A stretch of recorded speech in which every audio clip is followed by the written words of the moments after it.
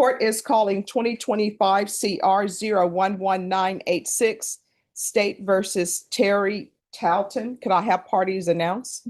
Mr. State. Robert Bromont for Terry Talton. And are you Mr. Talton? Yes, ma'am.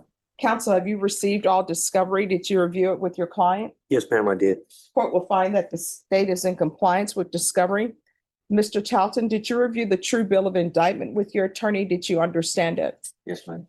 Counsel, do you waive the reading of the indictment? Yes, ma'am. State, are you proceeding on the indictment as presented? Yes, ma'am. Mr. Talton, did you review the court admonishments with your attorney? Did you understand it and sign it in all the appropriate places? Ma'am. You're charged with possession of a controlled substance, penalty group 1, less than 1 gram. That's a state jail felony. The range of punishment is anywhere from 180 days up to 2 years in the state jail facility and up to a $10,000 fine. If you have a plea with the state, the court does not have to follow your plea. If for any reason the court does not follow your plea and gives you more than you bargained for, the fact that you entered a plea will not be used against you and you will be allowed to withdraw your plea. Did you understand?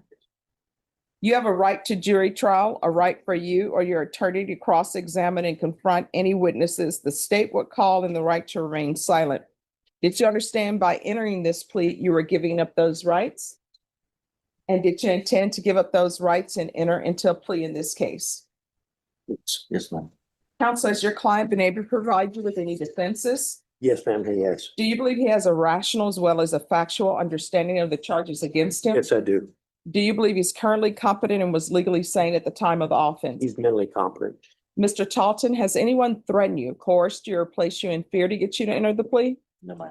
Anyone promised you anything other than the plea? Are you satisfied with the way you've been represented? Yes, ma'am. If you're not a U.S. citizen, by entering into this plea, you will be deported, denied naturalization, and re-entry. Did you understand? Court will find that defendant has knowingly and voluntarily waived his right to jury trial. Did you review the plea bargain page with your attorney? Did you understand it? Yes. According to the plea, punishment is to be assessed at 180 days in the Bexar County Jail under 1244.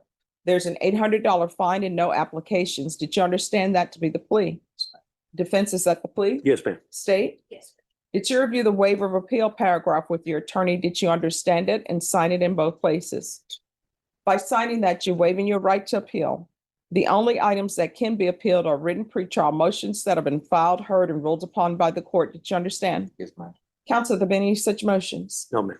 Then to the offenses charged, how do you plead? Guilty, not guilty, or no contest? Good. State, any evidence? Yes, Your Honor. State offers State's Exhibit 1 in full attachment. No objection, Your All Honor. right, state, you may be excused. Did you review the waiver and stipulations with your attorney? Did you understand it and sign it in all the appropriate places? Yes. Again, did you understand you have a right to jury trial, a right for you or your attorney to cross-examine and confront any witnesses the state would call, in the right to remain silent? Yes, ma'am. Did you understand that today the state will be presenting evidence in the form of witnesses' statements and police reports, but most importantly, there'll be no live testimony? Did you understand? Court will find that defendant has knowingly and voluntarily waived and consented to stipulation of testimony and stipulations. Court will accept into evidence State's Exhibits 1 and attachments and review the same.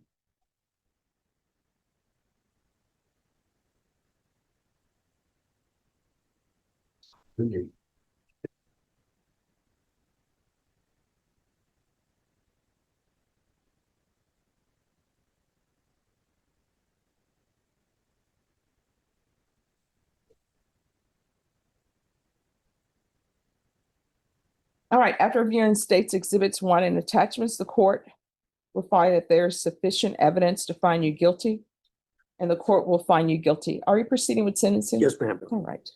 All right, so in regards to this case, I know that the theft case is not a misdemeanor. I guess it's a municipal court case. Yes, sir. There's no pending theft in our office. All right, okay, thank you. All right, is there anything you wish to say on behalf of your client? I think he'll do well. Needs to get back to work. All right. Then the court will find you guilty. The court will sentence you to $800 fine.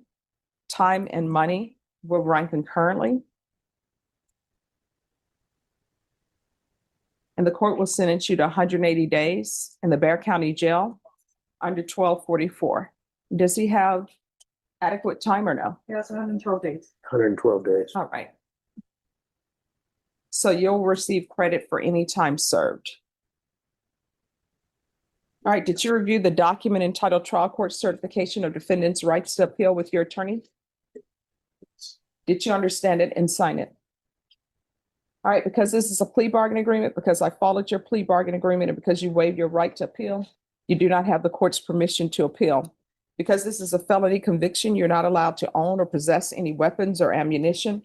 If you have a question over what a weapon or ammunition is, you'll need to speak to an attorney. Do you understand? Yes. All right, we can go off the record. So here's the thing. It appears that you may have a drug problem. If you do not take care of that, what's going to end up happening is you're going to be in and out of jail, maybe prison, or either somebody's going to have to identify your body, because the last time you use may be the last time you use. The other thing, your attorney is telling me you have 112 days in. Yes, ma'am. Usually people are like, well, why didn't she give me a judgment satisfied? Let me explain to you why I didn't say judgment satisfied on the record. I am not in charge of your receiving 2-for-1 or 3-for-1 at the jail. Right. Normally, if you're in general population, which means you're not causing any problems, for every day you spend in custody, the sheriff will give you credit for 2 days. If you're a trustee, which means you do work at the jail, maybe clean, maybe laundry or whatever, then the sheriff, instead of paying you money, they'll give you credit for every day you serve, you'll get credit for 3 days. I'm not in charge of that. So if they say that you are causing problems at the jail, they can take away your 2-for-1. Yes, ma'am. So the only thing I'm in charge of is I just sentenced you to 180 days. You have to serve 180 days. How the sheriff is calculating that, that's how they calculate that. So I can't say you have a judgment satisfied, because they're giving you credit for that, not me. You understand? But All right, good luck to you. that means, basically, I'll have to do like 2 more months. No, I'm not saying that. What I'm saying is I'm only giving you credit for the 112 days. Okay. If the sheriff is giving you credit for every 2 days that you're in, or every 3 days that you're in, they will probably release you. Now, mind you, I can send a letter to them and say, I want this person to serve every day and not get 2-for-1 or 3-for-1. I can do that. But what I cannot do is I can't force them Okay. to give you 3-for-1 or 2-for-1. Yes. That's completely up to them. Yes, ma'am. Okay? All right, good luck to you. Thank you very much. You're welcome.